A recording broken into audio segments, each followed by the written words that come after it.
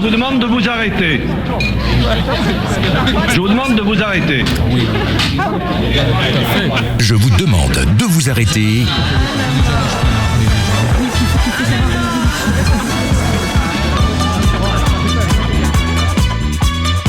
Bonsoir, je vous demande de vous arrêter. De retour ce soir en ce lundi 18 mars 2019 et je suis ravi de vous retrouver les amis. Nous aussi, après quelques émissions où j'étais absent, mais voilà, je suis de retour et très heureux de vous retrouver évidemment. Et puis ce soir c'est une émission un peu particulière parce que nous sommes à la Maison des Syndicats dans la salle Nelson Mandela pour parler d'un illustre personnage qui est Jules Durand. Et donc les amis, nous avons l'occasion d'être réalisés également ce soir par Mathieu qui est donc chef technicien ce soir, et ce n'est pas Thomas qui est à la réalisation, il faut le signaler. Chef technicien, technicien tout court. Technicien tout court. Bon, en tout cas ça le fait rire, donc ça va, tout va bien. Et puis donc à la Maison des Syndicats, on vous remercie de nous inviter et nous avons donc 3 invités, 2 sont présents pour le moment. Le premier invité, John Barsman. Bonsoir John. Bonsoir. Alors, pouvez-vous nous dire qui vous êtes? Parce que vous m'avez dit que c'était plus simple que vous vous présentiez. D'accord, donc moi je suis vice-président de l'association des Amis de Jules Durand et professeur émérite à l'Université du Havre d'histoire. Très bien. Et nous avons un deuxième invité qui est monsieur Pierre Lebas. Pierre, alors bonsoir. Bonsoir. Donc moi je suis vice-président comme mon ami John, mais je suis vice-président de l'Institut d'histoire sociale CGT de Seine-Maritime. Et donc je suis ancien permanent de la CGT au Havre et syndicaliste. Et j'y suis toujours syndicaliste. Très bien. Et puis donc un troisième participant va venir nous rejoindre, ce qui est monsieur Jean-Pierre Castelin, qui viendra se présenter évidemment et qui dira quelle est sa fonction au sein de la Maison des Syndicats. Et puis la relation finalement qui vous unit, Jean-Pierre Castelin, vous-même, Pierre Lebas, et puis vous, John Barsman, auprès de Jules Durand, parce que c'est le sujet de ce soir. Jules Durand, on avait très envie d'en parler. Thomas avait suggéré de consacrer un sujet à cet homme, à ce syndicaliste. Alors on va en parler, et puis justement pour commencer, on va peut-être écouter un son qui s'intitule Mémoire d'un condamné, et c'est Pierre Arditi qui assure la voix de Jules Durand. On écoute. Voilà, je reviens. Pour protester contre la condamnation de Durand, le port de Dunkerque est en grève. Bordeaux, Cherbourg déclenchent des grèves de solidarité. Le 28 novembre 1910, chers parents, après un abattement de quelques jours, la force me revient car l'innocence est en moi. Mes accusateurs ont triomphé, mais mon avocat Coty tient dans ses mains tout ce qui peut démontrer que je suis victime de fausses accusations. Ce qu'il y a de particulier dans l'affaire de Jules Durand, c'est que c'est pas seulement une erreur judiciaire, c'est un crime judiciaire. Comme l'affaire Dreyfus. Ma condamnation est arbitraire, horreur et ignominie complète. Les auteurs de la machination, les faux témoins, pourquoi ils n'ont pas été poursuivis? C'est un parti pris contre la cause syndicaliste, et cependant les patrons ont le droit d'appartenir à un syndicat. Pourquoi nous, ouvriers, n'aurions-nous pas le droit de nous syndiquer? On pouvait embaucher au prix qu'on voulait, au temps qu'on voulait, des gens qui vraiment avaient besoin de manger, avaient besoin de travailler. Je suis innocent. Tout ce que l'on me reproche n'est que mensonge. On ne fait pas tuer un de ses semblables dans le syndicat. On a pour habitude de s'aimer tous. Tu vas pouvoir enfin le porter, le chiffon rouge de la liberté. Le patronat ne renonce jamais. C'est-à-dire que même ce qu'on a obtenu au niveau du Conseil national de la résistance, avec la création de la sécurité sociale, des congés payés, etc., ils remettront en cause ça toujours. Ça restera toujours sensible, l'affaire Jules Durand. Elle rappelle les mauvais démons de la société, parce que le combat n'est pas fini. Le combat de Jules Durand n'est pas fini. Voilà, c'était Mémoire d'un condamné avec là en voix off Pierre Arditi qui illustrait les propos ou les écrits de Jules Durand.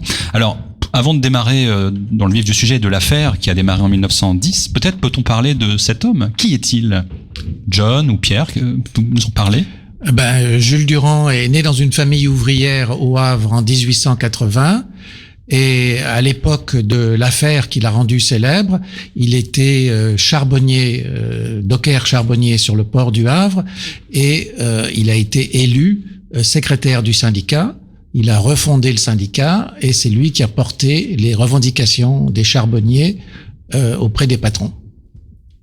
Ces revendications, quelles étaient-elles?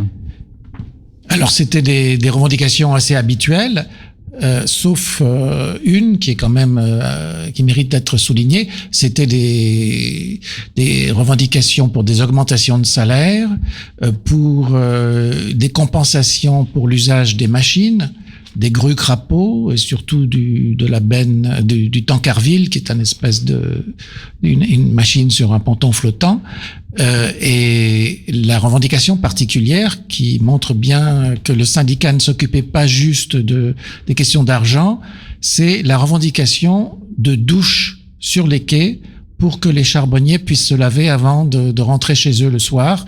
C'était une question de dignité. C'est un métier extrêmement difficile, charbonnier, docker ou docker charbonnier, Pierre? C'était un métier très difficile parce qu'ils étaient en permanence soit dans les cales, soit sur le quai, et ils manipulaient du charbon au vrac pour transporter soit sur les wagons, soit sur les bateaux. Donc il y a de la poussière de charbon. Et puis, comme ils ont des conditions de travail difficiles, il y en avait encore un certain nombre qui dormaient dans les wagons, qui dormaient même le charbon. Donc voilà, c'est aussi pour ça que, comme l'a dit John, ils souhaitaient avoir des douches, etc., pour y rentrer chez eux, mais parce qu'ils souhaitaient pas, ils voulaient pas forcément rentrer chez eux dans l'état où ils étaient, quoi. Vous évoquiez le Tancarville, qu'est-ce que c'est? C'est une machine qui avait pour objectif de faciliter le travail ou de limiter le travail, justement? Le Tancarville, c'était une recommandation d'une association internationale d'armateurs, donc de patrons, pour combattre le développement des syndicats dans des nombreux ports d'Europe. C'est un espèce d'élévateur sur ponton flottant qui transborde le charbon d'un navire à un autre ou alors d'un navire au quai. Et le fait que ce Tancarville ait été commandé au moins 6 mois à l'avance, avant la grève des charbonniers, montre que la compagnie qui l'a commandé, qui était la Compagnie Générale Transatlantique, la plus grosse des compagnies d'importateurs de charbon au Havre, se préparait à un conflit. D'accord. Alors la Compagnie Générale Transatlantique qui va devenir la Compagnie Générale Maritime, je crois, après. Oui, puis après CGM, CMA, enfin nationalisé, reprivatisé. Aujourd'hui, c'est CGM, CMA. Quand vous dites que c'est un outil pour les patrons pour limiter le développement des syndicats, c'est parce que derrière vous avez vu que historiquement, à chaque fois qu'il y avait un Tancarville qui débarquait, qui arrivait dans une compagnie, les syndicats étaient mis en difficulté. C'est ça? C'est aussi qu'on a des preuves que l'association internationale des armateurs, qui était basée à Londres, avait envoyé des consignes à tous les armateurs d'Europe qui faisaient face au même, d'abord à la croissance de l'utilisation du charbon, à la croissance du nombre de charbonniers et à la croissance des revendications des charbonniers. Pour faire face à ça, il leur proposait l'utilisation de machines comme le Tancarville, l'appel systématique à la police et le recrutement de briseurs de grève en dehors de la ville en cas de conflit. Ce qu'on peut dire, c'est qu'à l'époque, on est en pleine révolution industrielle et aussi on est dans la mise en place des syndicats. L'affaire Durand, c'est 1910. La CGT s'est créée en 1895. Donc il y a toute cette lutte du patronat pour empêcher les syndicats de se construire et de revendiquer. Donc c'est vraiment cet aspect-là qui est le plus important. Le droit de grève existe à ce moment-là, je crois. Oui, le droit de grève existe depuis 1864, sous Napoléon III. Le droit de former des syndicats existe depuis 1884, mais il n'est pas accepté par tous les patrons. Si on revient sur Jules Durand, qu'est-ce qu'il distingue des autres ouvriers? Une personnalité différente? Je sais pas, mais il a été élu, sans doute parce que il savait mieux s'exprimer, sans doute parce qu'il avait bien défendu ses camarades de travail au fil des années. Parce qu'il savait lire et écrire. À l'époque, il y avait quand même beaucoup de charbonniers qui savaient pas lire et écrire, donc il savait quand il avait des contacts avec les employeurs, il savait que il pouvait lire ce qui était écrit, quoi. Et puis même, il donnait des cours. On sait qu'il a donné des cours à l'université populaire. Ici à Franklin. Oui.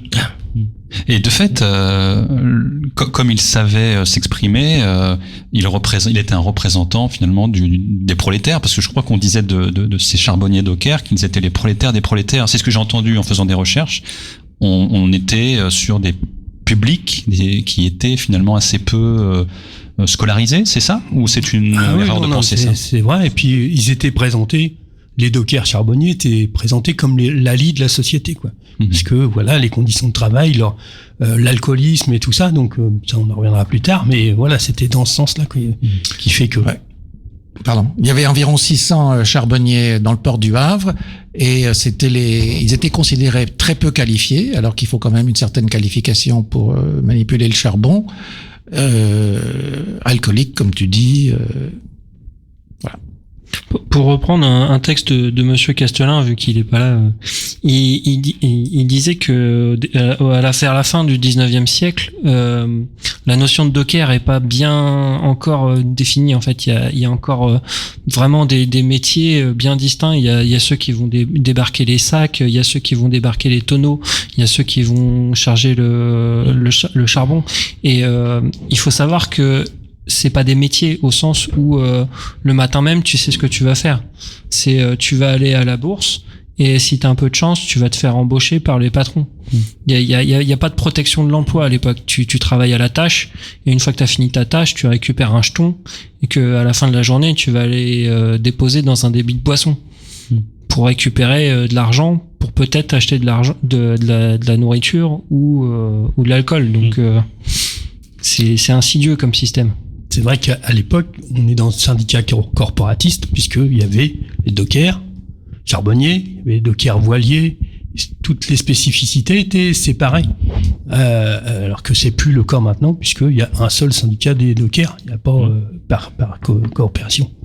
Par contre, dans les difficultés du travail, j'ai cru comprendre que effectivement le travail était dur, mais celui qui était dans le bateau, dans le charbon toute la journée, c'est lui qui en prenait le plus, si je peux me permettre l'expression. Oui, le chouleur. Ouais. Au fond de la cale, oui. Parce qu'il fallait rapprocher le charbon de l'échelle ou de la grue. Il fallait le mettre dans des sacs. Ouais. Tout ça, c'est très dur. Est-ce que ça voulait dire que ceux qui étaient à l'extérieur étaient mieux lotis? Jules Durand, il faisait quoi? Je pense que ça tournait. Jules Durand, dans ses lettres de prison que je vous conseille de lire, il dit qu'il était parmi les petits chefs. C'est-à-dire que c'est des gens qui sont souvent choisis comme représentants syndicaux parce qu'ils connaissent bien tout le monde. Puis ils sont capables d'organiser la tâche peut-être aussi. Mais c'est une fonction qui peut tourner. Hein. C'est pas tourner. Ils sont pas toujours petits chefs. Des fois, ils ont pas la chance d'être choisis par un gros chef comme petit chef. Mais c'est vrai que ceux qui étaient à fond de cale, c'était là le plus dur, quoi. Parce que comme c'est relativement fermé, la poussière de charbon navigue partout. Mais bon, on peut regarder. Hein, jusqu'à maintenant, il y a encore des bateaux où c'est la même chose, hein. Ceux qui transportaient de l'amiante, ils transportent plus de l'amiante, mais ceux qui transportent des graines, etc., et qui sont obligés de nettoyer les cales, il y a de la poussière partout. On va sur Nantes et compagnie, il y a des maladies qui sont dues à ces... Il y avait de la silicose à l'époque, pour ceux qui étaient en contact avec le charbon, en tout cas. Oui, bien sûr, oui. Ouais. Oui, la profession de docker, manutention portuaire, c'est une des professions avec le plus d'accidents, le plus de maladies du travail en France, à côté des mines. Mais donc, dans les difficultés du métier de docker charbonnier, il n'y a pas seulement le fond de cale, il y a aussi la précarité. C'est des précaires parmi les précaires. Et ça, c'est un problème qui revient aujourd'hui avec force. Et puis, il y a les accidents. Ils tombent ou des machines tombent sur eux. Il y en a beaucoup d'accidents. Donc, pour en revenir à Jules Durand, vous expliquiez qu'effectivement, il savait lire, il savait écrire, donc on lui a mis une certaine place. C'était quelqu'un qui avait effectivement une certaine culture, entre guillemets. Pour autant, est-ce qu'on peut dire que c'était un grand utopiste, peut-être trop grand? Le terme utopiste, c'est pas tellement celui auquel on pense, parce que... Alors allez-y, c'est quel terme auquel vous pensez? Il croyait aux choses, il croyait en son Il croyait combat, à la hein. justice sociale, à la République, à la lutte des classes. Je pense qu'on peut dire qu'il était socialiste pour le socialisme, bien que ce soit pas clair. Enfin, ses camarades dans la direction des syndicats étaient comme ça. Donc, on peut penser qu'il était au contact d'eux. Il était pour un syndicalisme révolutionnaire, quoi. Donc c'était pas un syndicalisme d'accompagnement. Donc voilà. Alors c'est quoi un syndicalisme d'accompagnement? Expliquez-moi. C'est facile. Mais je donnerai pas de nom parce que. Non, mais c'est des syndicalistes qui accompagnent ce que propose l'employeur. Ouais. Au lieu de demander l'enlèvement des chaînes, il négocie le poids, quoi. Voilà, c'est ça. Alors, je vois que tu as des bonnes lectures. Par rapport à la compagnie maritime, elle a un rôle important aussi dans ce qui va arriver à Jules Durand. On va peut-être commencer à parler de ce qui lui est arrivé. L'affaire, ouais. L'affaire Jules Durand. Oui. Donc, Jules Durand est élu pour représenter le syndicat. Il est secrétaire. Ils élaborent un cahier de revendications et Jules Durand et quelques autres le portent au patron. Et les patrons refusent toutes ces revendications, refusent de négocier. Jules Durand va demander l'avis de ses camarades pour savoir ce qu'il faut faire. Il décide la grève, mais avant qu'il puisse revenir, les patrons ont décidé ce qu'on appelle un lockout. Lockout. Lockout. C'est-à-dire que la Compagnie Générale Transatlantique a convaincu tous les autres importateurs de charbon de refuser d'embaucher des charbonniers jusqu'à ce qu'ils acceptent leurs conditions. Et à ce moment-là, ils amènent les briseurs de grève, ils amènent la machine de Tancarville et ils cherchent l'affrontement. Les briseurs de grève, j'ai cru comprendre qu'on les appelait les jaunes, les renards. C'est ça? Oui. Pourquoi cette appellation, en définitive? Il y a une explication très intéressante que j'ai plus en tête. Dommage. John, s'il te plaît. Moi, je la connais pas non plus. Je sais qu'il y avait une toute petite confédération des syndicats jaunes qui étaient fiers d'être des briseurs de grève. Ouais. Oui, c'est ça. Mais je ne connais pas l'origine du... Le jaune, c'est la couleur de la trahison. Alors, prenez le micro qui est juste devant vous. Allez-y. Présentez-vous. Elle ne veut pas. Présentez-vous. Allez, présentez-vous. Bonsoir, madame. Allez-y. Le jaune, c'est la couleur de la trahison. C'est Annie Martin, la secrétaire de l'association des Amis de Jules Durand. Voilà. Et bien, donc le jaune, c'est la couleur de la trahison. Voilà. Alors, écoutez, justement, par rapport à cela, on va écouter. C'est fort. Quand dans notre actu, dans la trahison, c'est qu'au moment des négociations avec le patronat, le patronat s'était engagé de ne pas mettre en service le Tancarville tous les jours. C'était prévu que quand il y avait une surcharge d'activité. Sauf que dès le lendemain, ils avaient mis le Tancarville en marche. Ce qui fait que la grève a commencé comme ça. Et le Tancarville, il remplace combien de centaines de personnes? Je crois que c'était une centaine de personnes. Oui. Une centaine, j'ai lu. Ouais. Mais c'est considérable. C'est considérable, mais moi, j'ai dit, j'étais sur un institut d'histoire sociale. Mais si on regarde bien, actuellement, on vit à peu près la même chose. Avec, par exemple, sur les ports, l'automatisation des conteneurs. C'est-à-dire que les conteneurs, ils se baladent dans certains ports, ils se baladent tout seuls sur les quais. Il n'y a plus besoin de portiqueurs et de cavaliers. Enfin, à Anvers, par exemple. À Anvers, et il y a des luttes importantes dans tous les ports européens et voire mondiaux. Notamment qui luttent contre cette automatisation. D'accord. On va continuer avec un petit épisode musical. Quand on avait préparé l'émission, on avait parlé de Paul Robson et Joe Hill. On pourra peut-être faire une petite parenthèse sur Joe Hill vers la fin de l'émission. C'est prévu. Mathieu, technicien. Oui.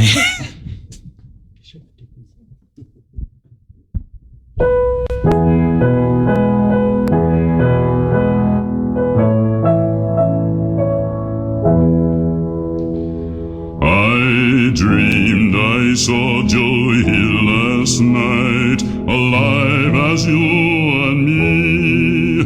Says I, but Joe, you're 10 years dead. I never died, says he. I never died, says he.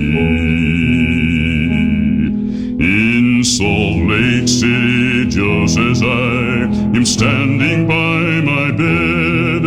They framed you on a murder charge, says Joe, but I'm dead, says Joe, but I'm dead. The copper bosses killed you, Joe. They shot you, Joe, says I. Takes more than guns to kill a man, says Joe, I didn't die, says Joe, I didn't die. And standing there as big as life, and smiling with his eyes, says Joe, what they can never kill, went on to organize, went on to organize. From San Diego up to Maine, in every mine and mill, where workers strike and organize, it's there you'll find your hill. It's there you'll find your hill.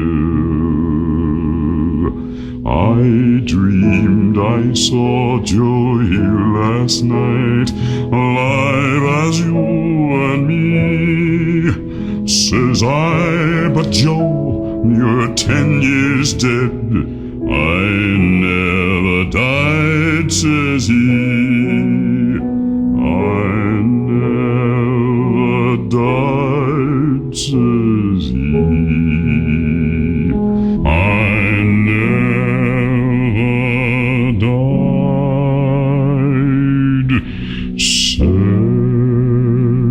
says he.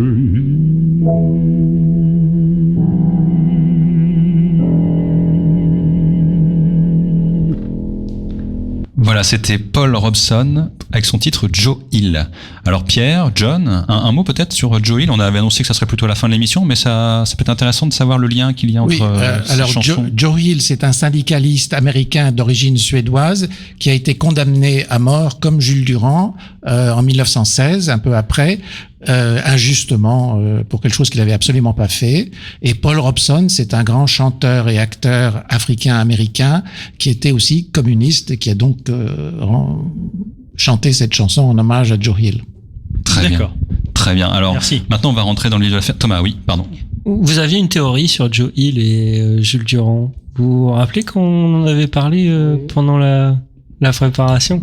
Donc Joe Hill, il a voyagé à travers les États-Unis. Il avait composé beaucoup de ballades. Il jouait du banjo, de la guitare et il organisait avec les IWW. Oui, et on sait notamment qu'il a probablement été docker sur la côte ouest, à San Francisco, Los Angeles, même Tijuana au Mexique. Donc ça le rapproche aussi de Jules Durand par le fait qu'il a été docker. Le lien est fait, et maintenant on va rentrer dans le vif du sujet de cette fameuse affaire, l'affaire Durand. Redoutable, c'est redoutable parce que donc Jules Durand en 1910, la grève est votée le 17 août 1910, puisque tout se passe pendant cet été-là. Et puis il y a une bagarre qui, j'imagine, comme c'était le cas à l'époque, devait souvent arriver, mais une bagarre qui va changer la donne pour Jules Durand. Pouvez nous la raconter, cette rixe avec les protagonistes qui l'ont vécu?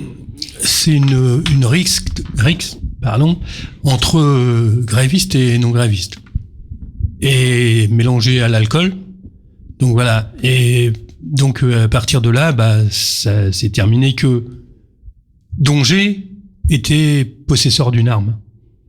Et on sait que l'arme, elle a été fournie par la Transat. Et donc il y a eu bagarre, et puis l'arme a pas servi, mais il y a eu bagarre, et il est tombé, il a été massacré par les autres. Dongé était donc non gréviste. Oui, c'est ça, un jaune. Un jaune. Chef des jaunes. Chef des jaunes. Et il était quoi, lui, sa fonction? Chef d'équipe, contremaître? Ouais. Chef d'équipe, d'accord. Et donc à l'époque, là, forcément, il essayait de faire reprendre des gars qui étaient grévistes. D'accord. Donc, voilà. Donc le mot de trop. Toute la bagarre a eu lieu le long des bistrots, ce qui est maintenant le quai Georges V. Alors, la bagarre vient donc de ces personnes qui étaient ivres, mais comment on fait le lien avec Jules Durand? Qu'est-ce qu'il vient faire là-dedans dans cette histoire, Jules Durand? Et puis les frères Boyer aussi, parce que je crois qu'il n'était pas tout seul dans cette histoire. Ça, c'est la machination. Quand Dongé est mort après cette rixe, la nouvelle est parvenue rapidement au chef au directeur de l'agence du Havre de la Compagnie Générale Transatlantique, Stanislas Ducrot, et il a imaginé à ce moment-là d'accuser Jules Durand d'avoir ordonné l'exécution de Dongé. Et donc il a inventé une séance devant plusieurs centaines de personnes, une assemblée générale du syndicat, où Jules Durand aurait ordonné l'élimination, l'exécution, la suppression, enfin c'est pas clair. Et ensuite, il téléphone immédiatement le procureur de la République, qui téléphone son correspondant à Paris, qui dit on a une accusation contre le dirigeant de la grève qui est coupable de complicité d'assassinat. Et donc tout ça s'est décidé immédiatement dans la journée. Et puis ensuite, le problème pour Stanislas Ducrot, le directeur, c'est de trouver des témoins, des faux témoins. Donc il faut préciser qu'à cette époque-là, complicité d'assassinat, il y a une loi qui est passée 10 ans plus tôt en direction des anarchistes, des terroristes anarchistes, et qui condamne à mort les personnes qui demandent, qui participent à un attentat, à un meurtre. C'est bien ça. Je me rappelle bien. Je connais pas exactement cette loi, ça doit faire partie des lois scélérates contre les anarchistes. Mais en tout cas, complicité morale d'assassinat, ça pouvait valoir la peine de mort. Donc, Jules Durand, vous êtes en train de nous expliquer qu'il a été accusé d'avoir encouragé la chasse aux renards, la chasse aux jaunes, et le meurtre, l'homicide volontaire. Oui, parce que ça repose sur le fait qu'il aurait... Jules Durand aurait dit dans une assemblée générale, ici, dans la salle des fêtes, de supprimer Jules Durand, de supprimer Dongé. Alors que lui, il avait dit, alors le terme, on ne sait pas, comme l'a dit John, mais si c'est supprimé, c'était le supprimer du syndicat, c'était pas de le supprimer physiquement. Voilà. Oui, parce que ce qu'on sait, on le sait surtout par les espions. Il y a très peu de traces syndicales. La police espionnait toutes les réunions, et presque il y avait plusieurs rapports tous les jours sur tous les lieux de conflit, et le patronat aussi avait ses propres espions. Donc ils ont jamais rien dit. Le chef de la police, Henri, a témoigné au procès que il avait des rapports sur toutes les assemblées générales qui ont eu lieu, et jamais personne n'a signalé rien qui ressemble à ça. Donc on ne sait pas vraiment. Mais c'est vrai que le problème se posait pour le syndicat qui vote très majoritairement la grève. Il y a quelques voix contre. Sur 600, il y a quelques voix contre. Et ils essayent de distribuer des secours aux familles. Est-ce qu'il faut donner ces secours? Est-ce qu'il faut inclure ceux qui ont non seulement voté contre la grève, mais qui après décident de ne pas faire la grève, de travailler? Est-ce qu'il faut leur donner des secours? Donc à un moment, on imagine qu'ils décident non, il faut les supprimer, des secours. Et il y a un autre élément, c'est que dans ceux qui ont été arrêtés, donc il y a Jules Durand, il y a les frères Dongé qui sont au syndicat, les frères Boyer qui sont au syndicat, et puis il y en a d'autres. Il y a Mathias, c'est le 5e, Couillandre, voilà. Le François. Donc, les 3 syndicalistes sont poursuivis, 2 sont acquittés. Les frères Boyer sont acquittés parce que ils étaient soi-disant là. Enfin, ils avaient commandité alors qu'ils étaient à la pêche. Et ça, c'était reconnu. Donc, ils ont été libérés aussitôt. Les autres ont été condamnés parce que eux, ils ont reconnu qu'ils étaient dans la rixe et qu'eux, ils s'étaient bagarrés avec avec Dongé. Et donc vous avez tout à l'heure dit, John, qu'il y avait la recherche de témoins. C'était quoi? C'était organisé pour desservir de toute façon les intérêts de Jules Durand. Les dés étaient pipés. Oui, donc la procédure a été très irrégulière. Le procureur a fait les auditions de témoins dans les bureaux de la Compagnie Générale Transatlantique. Jules Durand n'avait pas le droit de les entendre. Il avait son avocat qui a été désigné d'office, René Coty, était pas présent pour la plupart des. Et puis ils ont écarté toutes les propositions de témoins à décharge, qui disaient qu'il n'y avait jamais eu de choses de ce genre-là. Mais René Coty, c'était pas un bon avocat à l'époque, non? Il était jeune, il débutait, débutant, je crois. Ouais, Oui, donc René Coty, il est devenu célèbre, et puis à la fin de sa vie, après avoir oublié Jules Durand pendant plusieurs décennies, il a tout d'un coup dit qu'il avait beaucoup de sympathie pour Jules Durand. Mais alors, au moment où il a été nommé, on ne sait pas exactement comment il a été nommé, les autres accusés ont été défendus par Jules Genquin, qui était un avocat socialiste qui avait l'habitude de défendre des syndiqués, des syndicalistes. Alors que René Coty, c'était plutôt un avocat d'affaires qui défendait les armateurs. Moi, je l'ai même trouvé dans un procès en 1904 entre un charbonnier, un autre charbonnier, contre la coopérative des charbonniers. Enfin, c'était pas vraiment un défenseur de syndicalistes. Et je suis pas spécialiste comme certains avocats, mais sa plaidoirie était pas géniale en tout cas. Mais elle était pas géniale parce qu'il était trop jeune ou parce qu'il avait pris ça par-dessus la jambe? Pas. Non, on sait pas. Il faut ça. Bon, on va lui accorder le bénéfice du doute. Je pense pas que c'est l'histoire qu'il était trop jeune. C'est ce que dit John sur le fait que c'était pas sa spécificité de défendre des ouvriers comme ça, quoi. Donc après, bon, moi j'ai toujours pensé que quand on est lié avec les classes dirigeantes, ça laisse des traces. Hein. Ben oui, il est marié à Germaine Coty, sa femme, elle vient d'une grande famille d'armateurs havrais. À l'époque, les grèves sont très fréquentes, elles sont dures, elles sont brutales. C'est un monde qui est rude, le monde ouvrier. La bourgeoisie est au pouvoir. C'est le contexte à peu près de l'époque, c'est ça? Ah bah oui, c'est sûr que c'est ça. Hein. Et puis il faut regarder que par exemple le procès il a duré 2 mois à peu près. Hein, septembre à novembre. Ouais. Septembre à novembre. Donc on voit bien que ça a été rapidement mené. À l'époque il n'y avait pas de cour d'appel. C'est-à-dire qu'il y a eu le jugement et derrière c'était fini, quoi. Est-ce que le commissaire qui dirigeait l'enquête a cru Jules Durand? Il a témoigné que l'accusation était fausse. C'est bien ça. Le commissaire c'était Henry, pas tout à fait le commissaire qui dirigeait l'enquête, c'était le commissaire spécial, un peu renseignements généraux du Havre, qui suivait toutes les formes de subversion. Et parce que le commissaire, alors moi j'avais dans mes recherches, j'avais vu que le commissaire Henry, qui était chargé de l'enquête, avait quand même manifestement bien mis en évidence les doutes quant à la responsabilité de Jules Durand. Il ne le croyait pas capable d'avoir dit de tels propos. Mais c'est pas dans l'enquête, c'est dans lui, c'était ce que disait John, quoi. Il suivait tous les mouvements sociaux, comme c'est encore aujourd'hui, les renseignements généraux, ils sont là quand il y a des grandes manifestations, ils remontent au pouvoir le nombre de grévistes, le nombre de manifestants, etc., etc.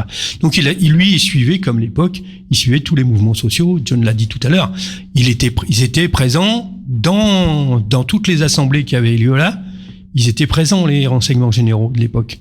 Et donc ils savaient très bien ce qui se dit. Lui, il a fait son rapport, et dans son rapport, il dit que Jules Durand n'a pas appelé au meurtre de assassinat de Dongé. Donc là, il y a quelque chose qui ne fonctionne vraiment pas dans cette affaire, et je pense qu'à l'époque, toute grève qui ressemble à un soulèvement avec un risque de soulèvement doit vite être arrêtée. Donc c'est la solution, c'est de déclarer que Jules Durand est fondamentalement coupable. C'est ça la solution? Ça met un terme à la grève? Quel est le poids d'ailleurs? Quel est le poids de l'entreprise sur ce qui va arriver à Jules Durand? Ça ressemble à un peu une histoire de mafieux. Oui. Si je peux me permettre. Hein. Enfin, je crois, ils ont été surpris par la condamnation à mort. Ça dépassait un petit peu leurs intentions, ça a déréglé un peu leur plan. Mais ils ont tout fait pour qu'ils soient condamnés, et durement condamnés, pas une condamnation de quelques semaines. Mais les témoins à charge, puisque John l'a dit tout à l'heure, les témoins à décharge, ils sont pas été entendus. Mais les témoins à charge qui sont montés à Rouen, ils sont montés, ils ont été habillés, nourris, rasés par la direction de la Transat. Ils travaillaient pour la transatlantique. Ouais. Oui. Alors, parmi ces témoins, par la suite, quand l'affaire a été prise en main par un grand défenseur des droits syndicaux, Paul Meunier a pris la peine d'aller les visiter, les interroger, et un par un, il y en a beaucoup qui ont dit qu'ils ont fait des faux témoignages, qui sont revenus sur leurs témoignages. On a 10 000 années-lumière de l'erreur judiciaire, en fait. Oui. On est dans la machination pure. Oui, et Paul Meunier a obtenu... Au-delà du pouvoir économique et du pouvoir judiciaire qui est en cause là dans la machination, il y a aussi le pouvoir médiatique qui est complètement... Il y a tous les journaux qui sont tous rentrés dans l'affaire et qu'on dépeint Jules Durand de façon ignominieuse. Alors à l'époque, c'était Le Havre Éclair, c'est ça ? Non, il y avait le journal principal qui était centre-gauche, républicain, c'était Le Petit Havre, et il y avait un journal plutôt plus catholique, plus à droite, qui s'appelait Le Havre Éclair. Mais tous les deux... Ils l'ont pas aidé, Le Havre Éclair, entre parenthèses, hein. Ils ont pas aidé Jules Durand, ils ont... Ah non, mais les gros titres, c'était le syndicat du crime. C'est même pas seulement Durand, c'est tout le syndicat est coupable d'assassinat. C'est un syndicat d'assassins. Il y a un autre aspect aussi, accessoirement, c'est que les jurés, quand ils ont condamné Jules Durand, vous nous disiez que eux-mêmes, ils pensaient pas qu'il allait être condamné à mort. Quand ils ont, oui. La question qu'on leur posait, c'était est-ce qu'il est coupable de ci, est-ce qu'il est coupable de ça. Donc ils ont répondu comme ils avaient répondu, mais à aucun moment ils connaissaient la peine qu'il allait subir derrière. Oui, on leur a pas expliqué la loi avant de leur demander de voter. Et tout le monde était surpris. Ils ont tous été surpris. Je crois que c'était un vote assez serré. Et quand le vote est tombé coupable et qu'ils ont entendu la sentence, ils se sont tous dit qu'ils voulaient se reprendre, se récuser. Et le président du tribunal a dit c'est trop tard. Impossible de faire un recours. Si, ben après il fallait faire un recours, mais là il était déclaré coupable et condamné à mort.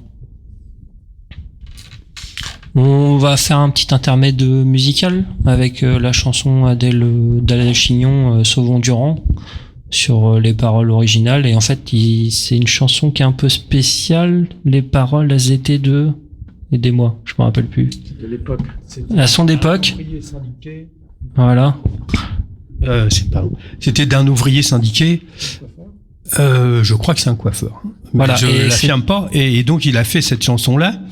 Nous, on avait les paroles, on avait. Voilà, il y avait pas la musique, il y avait juste les paroles. Ouais, on a retrouvé la musique, mais on a essayé de la travailler nous avec nos petits moyens, on n'a pas réussi.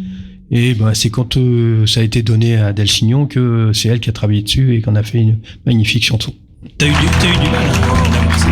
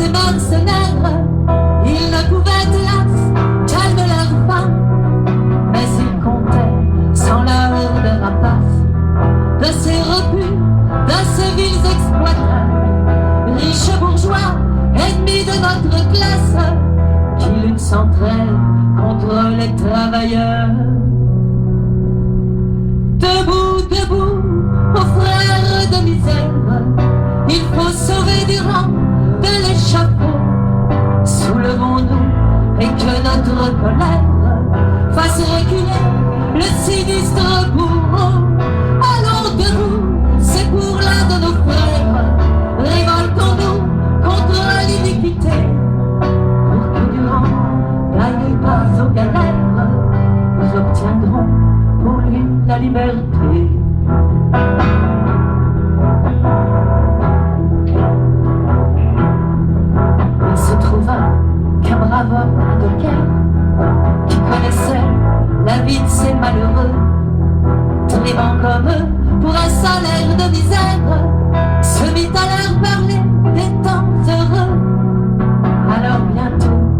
masse se soulève.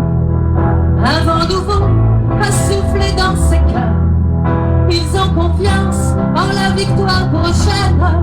Demain enfin cessera leur malheur.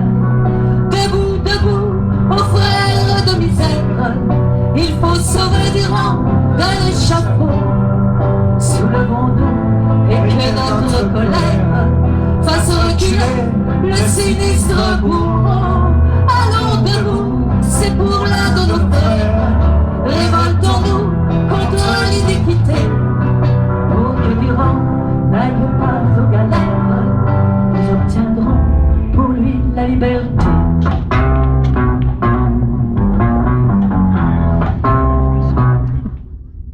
Mais les patrons, sentant leur privilège, fort menacés par cette évolution, imaginèrent de fabriquer un piège pour étrangler l'homme d'émancipation. Devant les juges, sans pitié, sans entrailles, le brave Durand, toujours conscient et fort, dut comparaître, traité comme une canaille, et faussement fut condamné à mort. Debout, debout, aux frères de misère, il faut sauver des rangs de l'échafaud. Sous le monde, que notre colère fasse reculer le sinistre bourreau. Allons debout, c'est pour l'un de nos frères. Révoltons-nous contre l'iniquité, pour que Durand n'aille pas aux galères. Nous obtiendrons pour lui la liberté.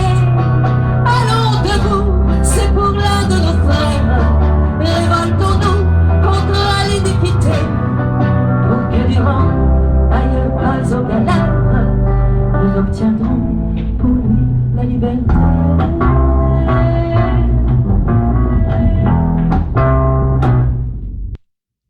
C'était Sauvons Durand, mise en musique par Adèle Chignon. Alors c'est une exclusivité, Thomas, tu peux nous dire pourquoi ? Bah, c'est une chanson qui est pas trouvable autrement que si on a des connaissances. Donc là, c'est Monsieur Castelin qui a eu l'extrême bonté de nous transmettre la vidéo et on a réussi à extraire le son. Voilà, c'est une exclue Westrack Radio. Oui, ce que je voulais dire, c'est qu'on va peut-être revenir sur la condamnation de Jules Durand. Oui. Et ce qui s'est passé au moment de cette condamnation. Oui. Alors, quand Jules Durand apprend qu'il est condamné à mort, c'est premièrement un sentiment d'injustice énorme. Il a voulu faire le bien pour les autres et il est condamné à mort. Et il faut connaître les conditions de traitement des condamnés à mort. On lui met les chaînes aux pieds et aux mains et une cagoule noire. Et il a une crise terrible à ce moment-là. Mais dans la prison, quand il écrit des lettres, on a plutôt l'impression qu'il est qu'il tient quand même.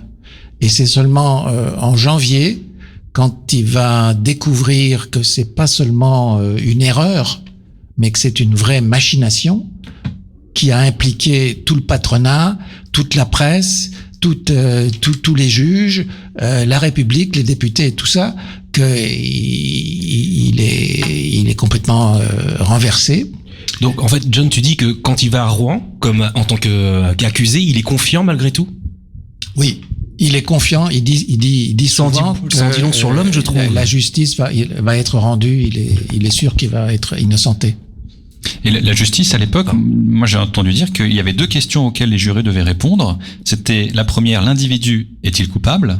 Et la seconde, a-t-il des circonstances atténuantes ? Et à ces deux questions, la réponse aurait été unanime, non. Donc, automatiquement, c'était la peine capitale, la guillotine.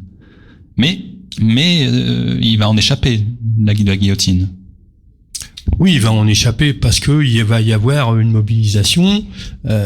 John parlait tout à l'heure du député Paul Monnier, mais il y a une mobilisation des syndicats de la CGT notamment et des syndicats en Europe et dans le monde, puisque dès que la condamnation a été connue, il y a eu une mobilisation. D'abord, il y a eu des arrêts de travail sur le Havre, pas que chez les dockers, donc l'ensemble de la population ouvrière. Et puis ça s'est il y avait des grèves en Angleterre, en Allemagne. Il y en a même eu jusqu'en Australie. Il y en a eu aux États-Unis pour exiger sa libération, qu'il soit pas condamné à mort. Alors ça, c'est étonnant. C'est sa dimension internationale. Est-ce que vous pouvez nous en parler? Elle passe par l'international socialiste à l'époque, qui tout de suite, Jean Jaurès, le journal L'Humanité saisit l'affaire et c'est répercuté à partir de Bruxelles dans tous les partis socialistes du monde, et également par le syndicat international des transports, qui était basé à Hambourg, qui envoie des consignes dans le monde entier pour des pétitions, des rassemblements, des grèves. Donc là, on est sur du support papier, quoi. Hein? On est sur du support papier à cette époque-là. Oui. C'est quand même dingue. Oui, par ça me sidère. Le télégraphe peut-être aussi. Il y a le télégraphe aussi. C'est une des campagnes de solidarité internationale la plus large. Okay. On a sur l'exposition qui est dans le couloir de Franklin, on a des reproductions des appels de soutien je crois qu'il y a par exemple le syndicat des bûcherons de je sais plus quel coin de France qui appelle à la solidarité avec Jules Durand. Il y a plein de choses comme ça qui se sont faites. Ouais. Il y a des pays où c'est entré en écho avec des situations locales, comme en Espagne, en Catalogne. Les anarchistes ont présenté est-ce que les Espagnols veulent une république comme la République française, et les anarchistes les révolutionnaires ont dit voyez ce que cette République française fait, Jules Durand. Et donc, c'était des manifestations énormes. En Angleterre, à Londres, le conseil syndical, l'Union syndicale de Londres a voté son soutien. Est-ce que ça a réellement impacté le fait qu'il ne soit pas, qu'il n'aille pas sous la guillotine? Ça a aidé. Je vois pas ce qu'il aurait pu faire. Ce quoi d'autre aurait pu. Alors il y a la première à se mobiliser, ça a été la CGT. Ensuite, la Ligue des droits de l'homme s'est divisée, mais une grande partie de la Ligue des droits de l'homme a suivi, et ça s'est répandu. Et donc le président Fallières, il a décidé. Alors c'est assez bizarre. C'est après, juste avant le réveillon du Nouvel An. Tiens, on va amnistier Jules Durand. C'est vrai que c'est la mobilisation ouvrière qui a fait que il a échappé à la guillotine. Mais dans un premier temps, il était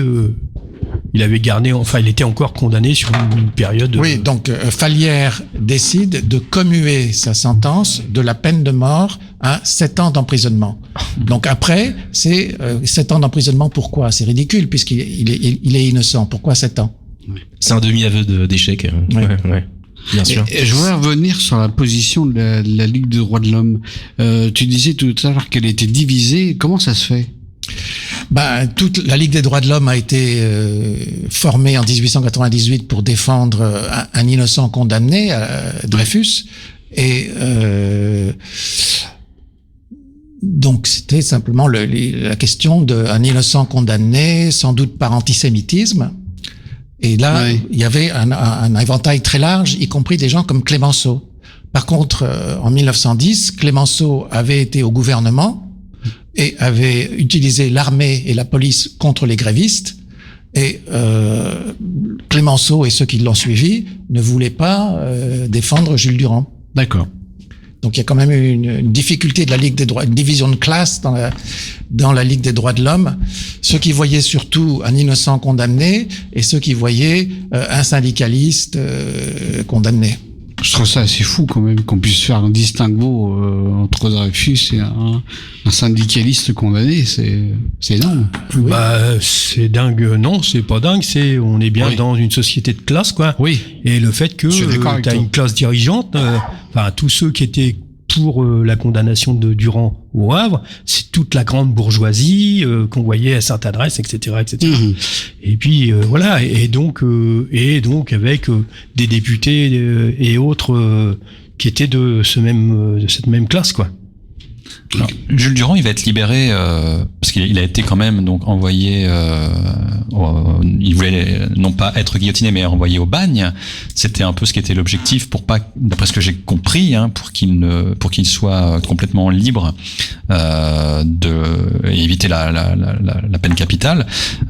Et dans les courriers qu'il avait adressés, il avait dit ceci: je le crie à haute voix, c'est une erreur. Non, ce n'est pas de la justice, c'est un parti pris contre la cause syndicaliste. Jules Durand, c'est le syndicalisme, c'est l'homme à abattre? Ah ben c'est clair, c'est que comme ça que ça s'est produit, comme ça se produit encore actuellement. Je pense qu'il y en a encore qui sont pareils à ce niveau-là, quoi. C'est vraiment comme on est actuellement, faut pas se cacher. On est dans une société de classe, bah voilà, c'est plus facile de parler de l'incendie du Fouquet's que de parler de la lutte et des salariés, des boîtes d'Ascométal, etc., de prendre des décisions par rapport à ça. Avec l'énorme campagne internationale, Jules Durand devient vraiment un symbole dans le monde entier et en France, le symbole du droit des travailleurs à s'organiser, à faire grève, et donc ça devient important.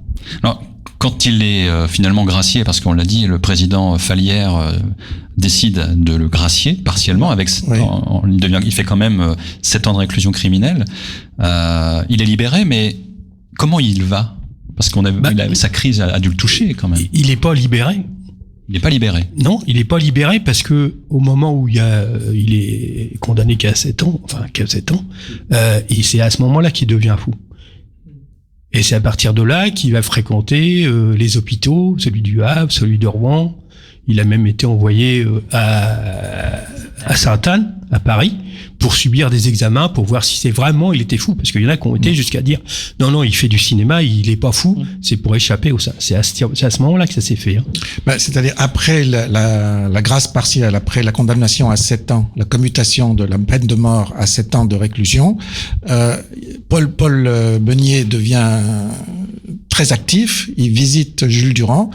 La protestation augmente et Jules Durand découvre qu'il a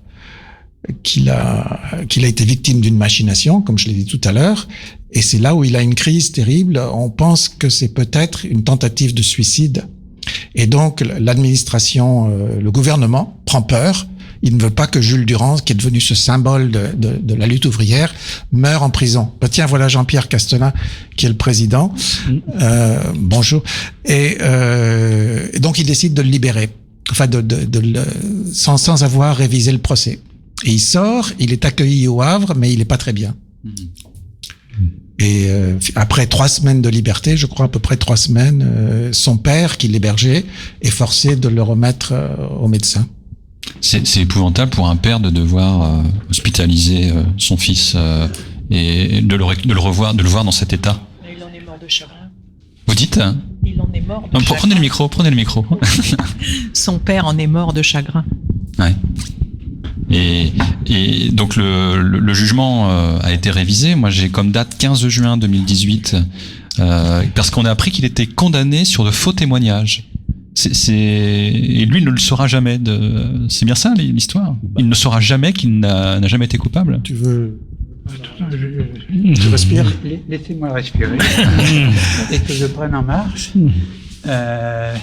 Je suis pas tout à fait d'accord avec ce qu'il vient de se dire, mais après, on va justement faire le point sur cela. Alors, présentez-vous, bonsoir quand même. Monsieur Jean-Pierre. On me dit de causer, je cause. Présentez-vous en causant. Pour me présenter d'abord, je demande l'indulgence, qu'on me laisse 2 minutes pour reprendre souffle. Première chose. Deuxième chose, Jean-Pierre Castelin, ethnologue, président des Amis de Jules Durand. C'est bon? Très bien. Merci. Donc, revenons et vous interviendrez effectivement tout dans quelques instants. Revenons à ce que vous disiez. Il y aurait des faux témoignages, c'est ça l'idée? C'est pas ça? C'est ça? Qu'est-ce qu'il en est? C'est ce qu'on disait tout à l'heure. Dire que quand il y a eu le témoignage à la cour d'appel, les témoins, ils ont été amenés par la Transat, puisqu'ils ont été amenés habillés, nourris, etc. Et il y avait aucun. Jean-Pierre pourra nous le redire, mais je crois qu'il y avait pas de témoins à décharge. Donc voilà, il y en avait, mais bon, il y en avait au moins que ce qui avait été demandé, quoi, ce qui avait été prévu. Voilà. Et donc en juin 1918, c'est là que le jugement est révisé, c'est ça? Oui, donc il y a eu une très très longue attente. La justice a refusé de reconnaître son erreur, sa complicité, d'avoir accepté cette machination, alors que c'était évident. À partir de l'enquête de Paul Meunier, c'était plus ou moins évident que c'était une machination et que la justice l'avait accompagné. Et ils ont traîné les pieds pour pas se dédire jusqu'en 1918. Et quand la sentence a été rendue à la Cour de cassation le 15 juin 1918, ils ont simplement annulé la sentence de 1910 sans donner des indemnités à Jules Durand et à sa famille conséquentes, sans poursuivre les faux témoins et sans poursuivre les auteurs de la machination. C'est épouvantable, c'est vraiment épouvantable. Et pour illustrer cela, on va aussi parler forcément du travail qu'a réalisé Armand Salacrou, puisqu'il a fait une pièce de théâtre qui s'appelle Boulevard Durand. Et on va d'ailleurs en écouter un court extrait, un extrait d'une interview d'Armand Salacrou qui parle justement de l'affaire Durand. On écoute. Par exemple, Boulevard Durand, c'est le récit d'une erreur judiciaire qui a eu lieu ici, au Havre, au début du siècle. Et là encore, seul le théâtre vous semblait être possible. Oui, parce que d'abord, on a toujours une technique, qu'on soit peintre, musicien ou romancier ou écrivain dramatique, on a une technique. Et je le connais, j'avais en main ma technique théâtrale. Et Boulevard Durand est, si je peux dire, la seule pièce où je ne sois pas directement en cause. Il n'y a aucun des personnages de Boulevard Durand qui soit né de moi. C'est une histoire vraie que j'ai connue quand j'avais 10 ans, auquel j'ai été mêlé parce que mon père était un petit homme politique du Havre, qu'il connaissait un homme qui s'appelait Coty, qui a été président de la République, mais qui avant a été l'avocat de Durand, parce que mon père connaissait un des chefs de la police qui d'ailleurs a défendu Durand. Et quand j'avais 10 ans, tous ceux qui parlaient autour de mon père ne se méfiaient pas de moi. J'étais un petit môme qui écoutait tout.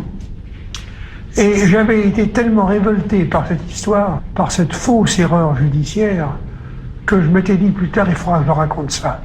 Puis les années passaient, j'écrivais mon œuvre, et je dis, je ne veux pas finir d'écrire pour le théâtre avant d'avoir raconté l'histoire de Durand.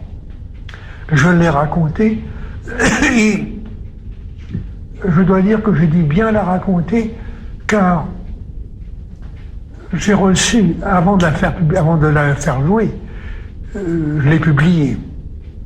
Et les syndicats du Havre ont lu mon œuvre, Boulevard Durand.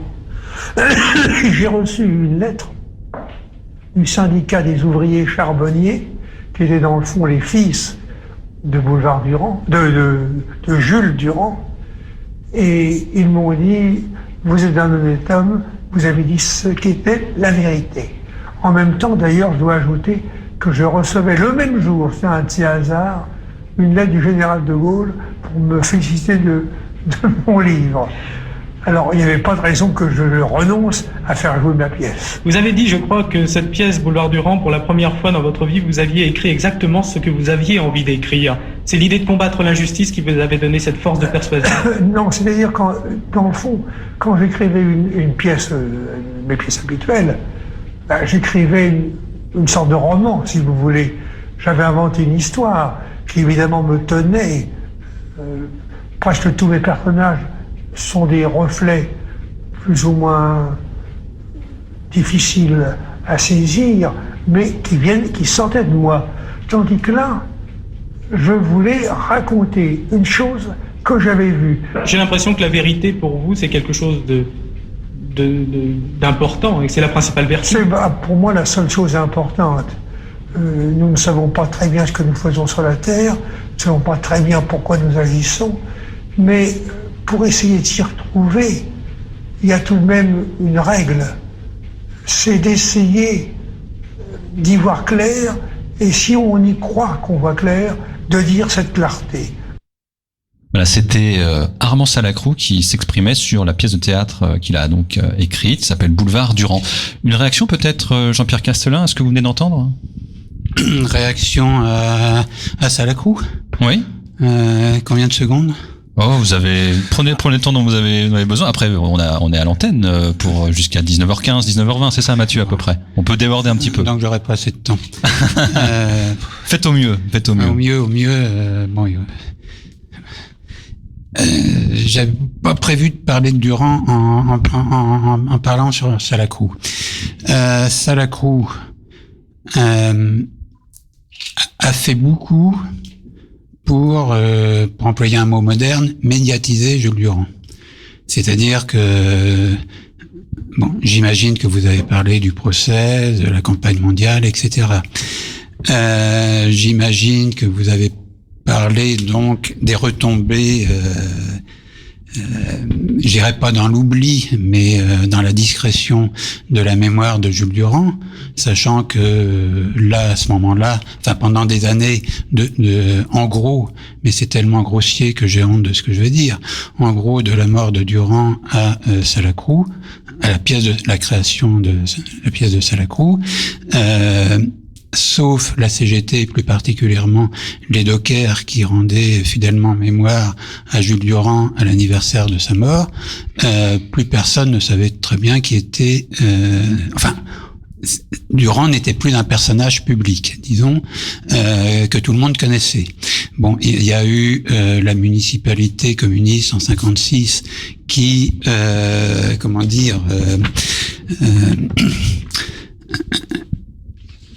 excusez-moi, je suis fatigué, je trouve pas mes mots. Disons, dans un sursaut mémoriel, l'expression est très incorrecte, mais ça dit ce que ça veut dire, a baptisé le boulevard, comment il s'appelait avant, je ne sais plus, il l'a baptisé Jules Durand. Donc, Jules Durand, Sadi Carnot. Jules Durand s'est inscrit dans l'espace public havrais, mais sous couvert de rendre hommage à Durand, c'est-à-dire un lieu portuaire, c'était quand même l'excentré dans les marges de la ville.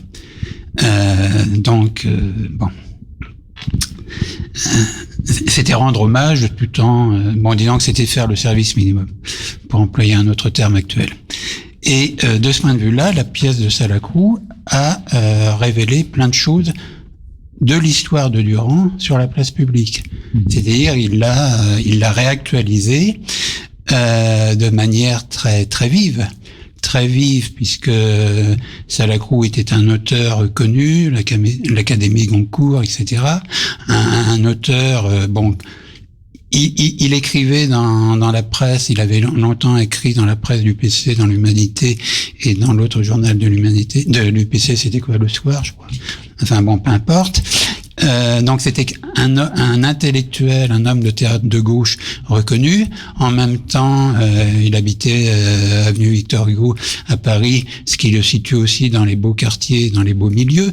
Donc c'était quelqu'un qui pouvait faire consensus.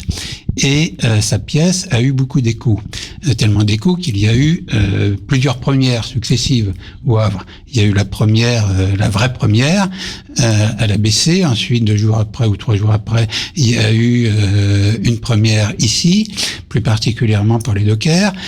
Et dans la même semaine, il y a eu une 3e première, peut-être encore à l'ABC ou à nouveau ici. Et sur la place publique, c'est publié, la pièce est publiée chez Gallimard, c'est joué par la Comédie du Nord, par des comédiens connus et reconnus, et paradoxalement, mettant la fille de Jules Durand dit publiquement c'est moi l'enfant à naître. Dans votre roman, vous parlez d'un enfant à naître, c'est moi, et elle qui ne s'était jamais manifestée devient un personnage public.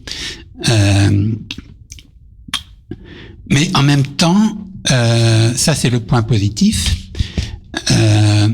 facilité par la liberté du créateur.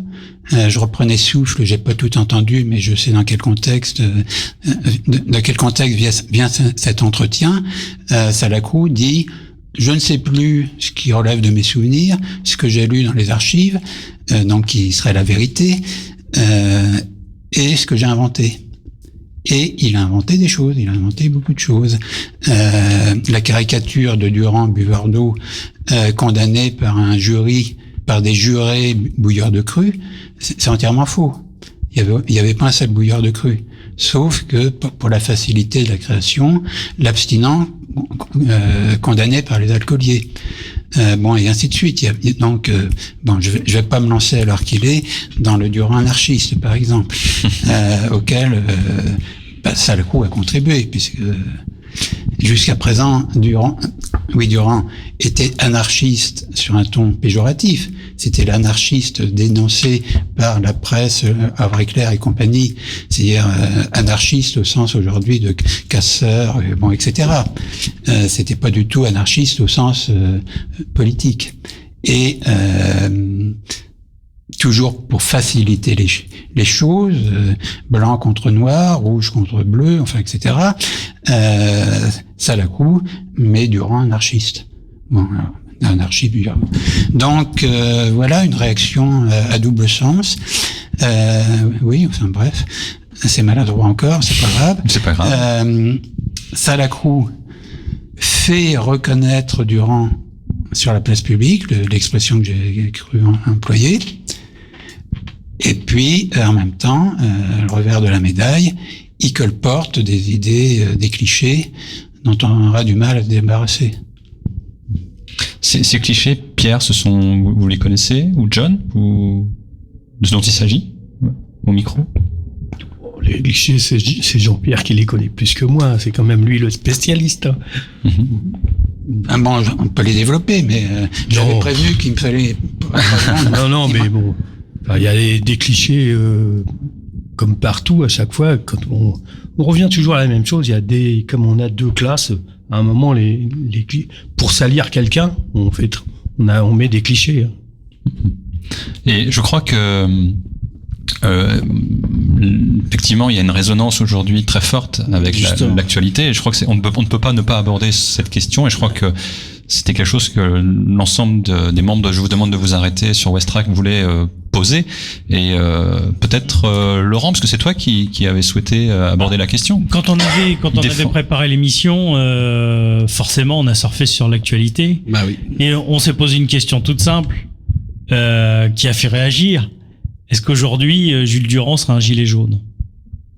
Et j'aurais aimé avoir votre avis à vous, les spécialistes. Est-ce que ce serait un gilet jaune aujourd'hui? Alors je sais que c'est pas toujours facile de répondre à ce type de questions, parce que là on fait de la science-fiction. Alors ça c'était la première question. Puis si je peux me permettre une deuxième question qui va peut-être vous prêter à sourire, enfin peut-être, j'espère, c'est que certaines personnes, je pense à Malcolm X, je pense à Jimmy Hoffa qui était syndicaliste des transports aux États-Unis, ils ont tous eu leur biopic. Ils ont tous eu leur film. Jules Durand n'est pas dans le lot. Pourquoi? Parce que franchement, quand on apprend l'histoire de Jules Durand, c'est un film. C'est un vrai film. Et pour autant, les Français n'ont rien fait. Alors, voilà, ça serait ces deux questions-là. Sur Jules Durand, je crois qu'il y a eu un téléfilm. Alors, il y a eu un téléfilm, ouais. Mais un film de cinéma. Un film de cinéma. Alors, il est 19h09, on a à peu près une dizaine de minutes donc pour répondre à ces deux questions et on va clore l'émission tranquillement. Et j'en profite pour dire à Mathieu que le titre ce sera Solidarity Forever pour tout à l'heure. Pour répondre Pierre. à la question, s'il serait un gilet jaune, non, pour moi je crois qu'il serait gilet rouge, même si parmi les gilets jaunes il y a des gens bien. Par contre, comme c'est un mélange des genres, c'est compliqué quoi. Mais on va pas s'arrêter à la couleur du gilet parce que sinon là tout de suite on va en avoir de toutes les couleurs. Voilà.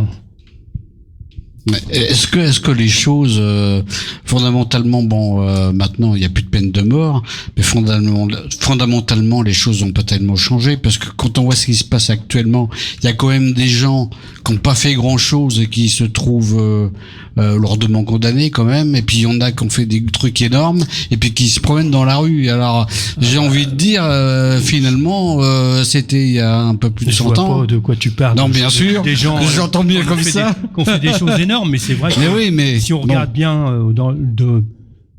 j'incite parce que c'est quand même comme ça, on est toujours dans une justice et un combat de classe. On pourrait citer des dizaines d'exemples de militants syndicaux qui sont condamnés, poursuivis, ne serait-ce que pour avoir milité. Il y a EGEL, le syndicat Sud Sud PTT, etc. Là, le dernier exemple qui est un exemple normand, c'est qu'on notre comité régional CGT a désigné un camarade pour siéger dans une structure qui est en place interprofessionnelle et avec l'État. Le préfet dit bah non, il peut pas parce qu'il est inspecteur du travail, il peut pas être dans cette structure-là parce que il y a un conflit d'intérêts. Et de quel droit on juge que parce que c'est un militant de la CGT. Donc voilà, puis on pourrait en citer des dizaines d'exemples de militants de tout organe, enfin de tout. Non, pas de toutes, faut pas. Il y en a quelques-unes, pas. Enfin pareil, je veux dire, faut pas. C'est les syndicats révolutionnaires qui sont des syndicats de combat qui sont les plus condamnés.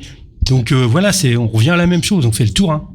On revient à la même chose, ça veut dire que si on se bagarre pas à tout niveau par rapport à ça, on continue. Sur le film, le fait qu'il n'y ait pas de film, de cinéma en tout cas, sur Jules Durand, c'est quelque chose que vous regrettez? Vous aimeriez que ça soit mis en lumière? Oui, enfin. Plus par le cinéma? Jean-Pierre pour répondre, mais personnellement, au niveau de l'IHS, je pense qu'on aurait bien aimé qu'il y ait un film. Maintenant, on sait qu'un film, c'est compliqué à financer. Il peut y avoir des documentaires, ça peut se faire, hein. Mais des films, quand on sait ce que ça coûte, et que là aussi, on va tomber sur des sociétés qui appartiennent à des capitalistes qui veulent pas mettre des ronds là-dedans, quoi. Mmh. En tout cas, on connaît Castaldi. Oui. Jean-Pierre Castaldi, ouais, peut-être, pourquoi pas. Ouais. John, par rapport aux questions de Laurent. Pour la question des Gilets jaunes, l'association des Amis de Jules Durand, elle n'a pas de position sur les Gilets jaunes.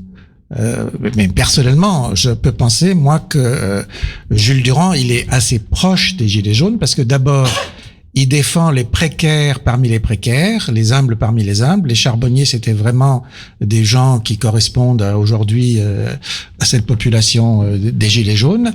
Et puis ensuite, il est condamné injustement, comme beaucoup des Gilets jaunes sont condamnés pour des choses qu'ils n'ont pas faites à toute vitesse par les tribunaux, à des peines horribles, comme ils sont brutalisés, mutilés par les lanceurs de balles de défense, là, les LBD. Oui. Voilà, donc je pense qu'il y a quand même un rapprochement entre les deux, mais c'est à titre personnel, hein. Mm-hmm. Et puis sur les films, il y a ce film, malheureusement, le film est un film, le film de 1974, c'est la bise, c'est un film télévision de la pièce de Armand Salacrou, dont on sait aujourd'hui, grâce au travail de Jean-Pierre Castelin, qu'elle contient pas mal d'erreurs. C'est-à-dire qu'il y a une licence poétique. Pour faire une bonne pièce, on invente un peu des choses et qui sont pas tout à fait. Je vais vous faire sourire. Vraies. Je vais vous faire sourire, John. Les biopics, je vais être redondant avec un biopic qui est sorti ces derniers temps sur la vie de Freddie Mercury, Bohemian Rhapsody. Tous les spécialistes s'accordent à dire qu'il y a que des erreurs dans ce film. Est-ce que quelque part c'est pas un crime de lèse-majesté que de vouloir romancer la vie de quelqu'un? Je vois un signe de ta tête. Oui, non, le signe de ma tête par rapport à ce que tu viens de dire là, et ce qui ramène à la dernière réflexion de John. Mais bon, je suis arrivé après la course, vous avez parlé pendant 1 heure.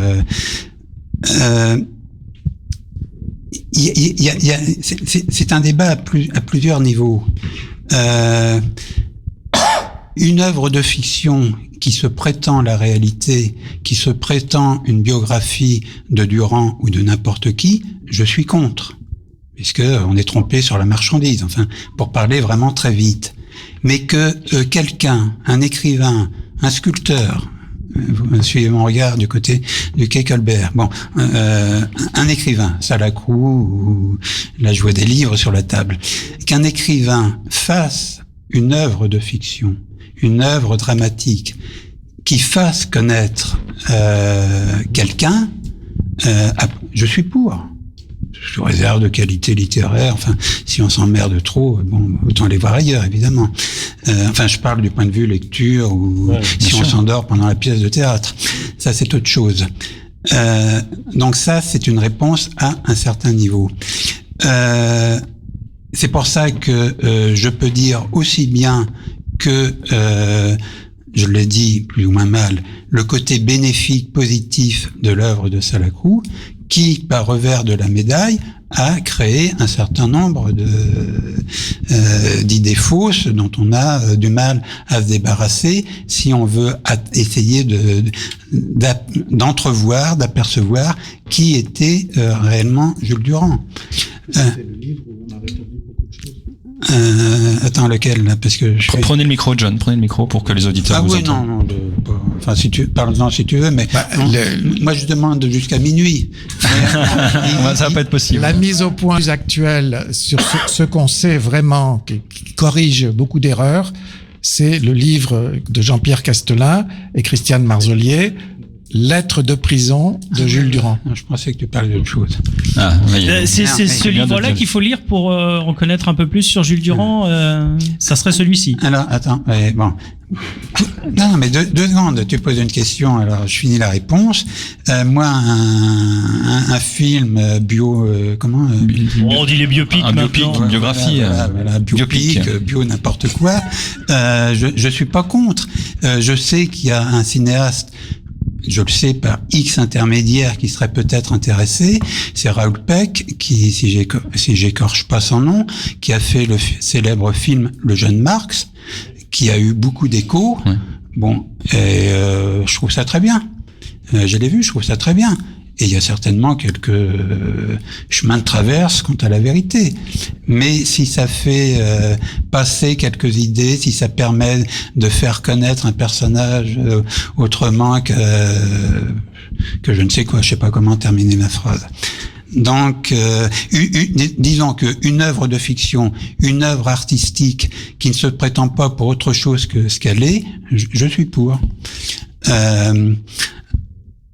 Alors, bon, aparté, puisque j'ai cité ce film, bon, on peut penser à Tavernier, à Mordillat, à d'autres gens encore bien vivants qui pourraient être susceptibles d'être intéressés. Pourquoi il n'y a pas de film ? Mais on n'a pas le temps d'en parler. Pourquoi Durand est aussi inconnu ? Pourquoi on sait aussi peu de choses, disons réelles, entre guillemets, sur lui ? Donc c'est un débat, les 30 secondes qui restent ne suffisent pas. Alors effectivement, je pensais que John voulait m'entraîner sur un autre livre.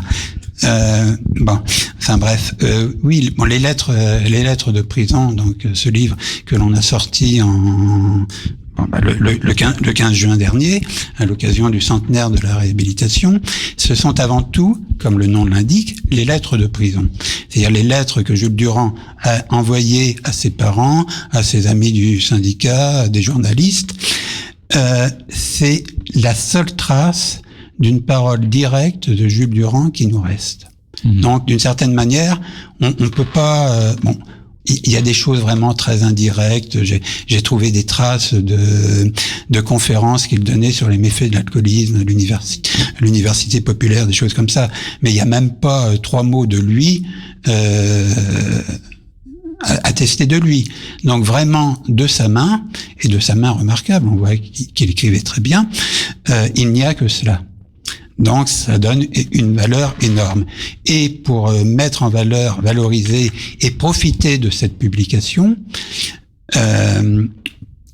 il y a un certain nombre de textes qui entourent et d'illustrations, comme le portrait, comme son portrait par Ernest Pignon-Ernest, qu'a priori tout le monde connaît.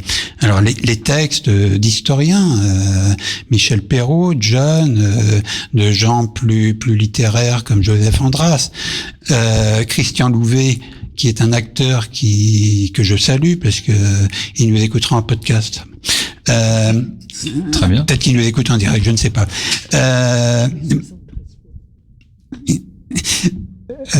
Elle me trouble. Bon, on va vous laisser tous les deux. Christian Louvet qui a joué très souvent, y compris au Havre, Boulevard Durand. Il avait le rôle titre. Bon, lui, comédien, quelqu'un qui écrit très bien, dans ce bouquin, écrit à son ami Jules Durand. Bon. Et puis, bon, des choses plus, j'ose pas dire scientifiques, mais disons, qui contextualisent. C'est tout un appareillage de notes, parce que qui sont ces gens ?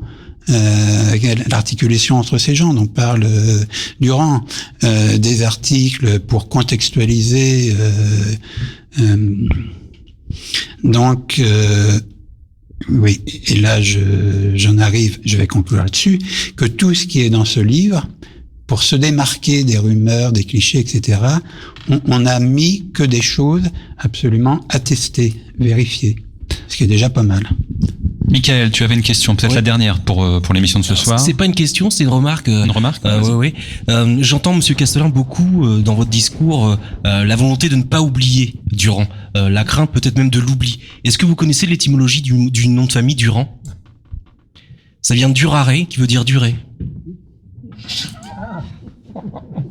Je pense que clore l'émission sur cette citation, sur cette remarque, c'est très très bien. Bravo, on peut l'applaudir. Bravo, Michael. Merci. Et bien, en tout cas, on aurait encore beaucoup à dire sur Jules Durand, bien évidemment. Malheureusement, nous devons nous quitter. On va peut-être rappeler que l'association Bien des sûr. amis de Jules Durand, il y a des choses prévues ? Le site, c'est Jules Durand. Le micro, John. Le micro. Le site à consulter, c'est julesdurand en un seul mot.fr. Et la prochaine activité, on espère en avoir jusqu'à la fin de nos jours, durer, la fin de l'éternité. La prochaine activité qui est une occasion que personnellement je n'aurais pas osé espérer, qui s'est présentée. Le musée de l'histoire vivante à Montreuil, c'est un musée, disons, centré sur l'histoire ouvrière. C'est sa vocation. La grande exposition de cette année, puisque comme tout musée, il y a une exposition annuelle. La grande exposition de cette année, c'est une exposition un peu programmatique de ce que pourrait être un musée de l'histoire ouvrière. Et dans le cadre de cette expo, qui commence cette semaine, qui dure jusqu'à début janvier, mais dans le cadre de cette expo, notre exposition sur Jules Durand va être accueillie pendant 2 mois, du mois de mai à fin juillet. Et sur la totalité, pour l'exposition principale, donc de maintenant jusqu'à début janvier, ce que je venais de dire, celui qui va dire bonjour, qui va accueillir cette expo principale, donc pendant presque 1 an, c'est Jules Durand via la main d'Ernest Pignon-Ernest. Donc là, l'association pour l'expo, et Jules Durand en particulier via ce portrait, a une place tout à fait valorisée.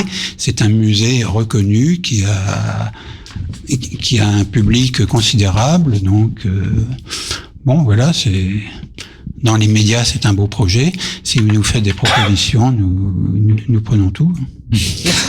Et Pierre Lebas, pour l'Institut de l'Histoire sociale, une actualité ? Pour l'actualité, il y a la sortie actuellement de notre trimestriel Le Fil Rouge, c'est le numéro 67, sur l'expérience militante au cinéma, notamment autour du volcan et de surtout la Maison de la Culture.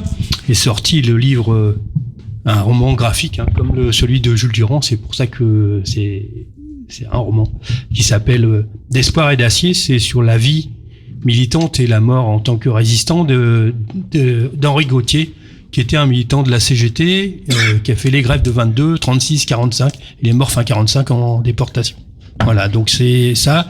Et puis donc dans l'actualité la plus proche, le 4 avril passe le 3e film que nous avons mis dans un cercle qui s'appelle Paix et Solidarité. Donc c'est le film qui s'appelle RAS, rien à signaler, c'est sur la guerre d'Algérie, et avec la présence de Dominique Noguers, vice-présidente de la Ligue des droits de l'homme. Parfait. Eh bien, écoutez, je crois que John, non, c'est t'as pas une petite actualité, quelque chose? Non, je ne peux pas en parler. Bon, en tout cas, voilà, on respecte.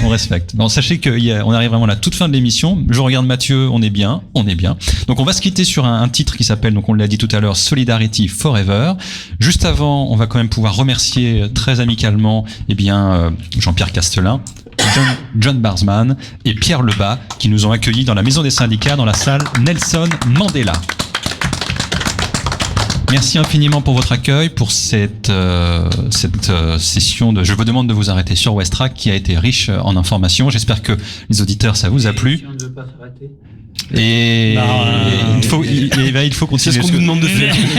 Jean-Pierre nous a demandé si, est-ce que il n'avait pas le micro, c'était hors micro. Il nous a demandé si on ne veut pas s'arrêter. Mais notre émission, on ne s'arrêtera jamais. En tant que Westrack continuera à nous porter. Sachez, chers auditeurs, qu'on se retrouve le 1er avril 2019 pour une nouvelle édition de. C'est pas un poisson. Hein. Je vous demande de vous arriver. Ce n'est pas un poisson d'avril. On sera bien présent. Et d'ici là, on vous souhaite une bonne continuation et on vous invite à bien évidemment rester à l'écoute de Westrack Radio. À bientôt. When the union's inspiration through the workers' blood shall run, there can be no power greater anywhere beneath the sun. Yet what force on earth is weaker than the feeble strength of one? But the union makes us strong. Solidarity forever. Solidarity forever. Solidarity forever, for the union makes us strong. Is there aught we hold in common with the greedy parasite who would lash us into serfdom and would crush us with his might? Is there anything left to us but to organize and fight? For the union makes us strong. Solidarity forever. Solidarity forever. Solidarity forever. For the union makes us strong. It is we who plowed the prairies, built the cities where they trade, dug the mines and built the workshops, endless miles of railroad laid. We stand outcast and starve amidst the wonders we have made, but the union makes us strong. Solidarity forever. Solidarity forever. Solidarity forever, for the union makes us strong. All the world that's owned by idle drones is ours and ours alone. We have laid the wide foundation, built it skyward stone by stone. It is ours not to slave in, but to master and to own, while the union makes us strong. Solidarity forever. Solidarity forever. Solidarity forever. For the union makes us strong. They have taken untold millions that they never toiled to earn, but without our brain and muscle, not a single wheel can turn. We can break their haughty power, gain our freedom when we learn that the union makes us strong. Solidarity forever. Solidarity forever. Solidarity forever. For the union makes us strong. In our hands is placed a power greater than their hoarded gold, greater than the might of armies magnified 1,000-fold. We can bring to birth a new world from the ashes of the old, for the union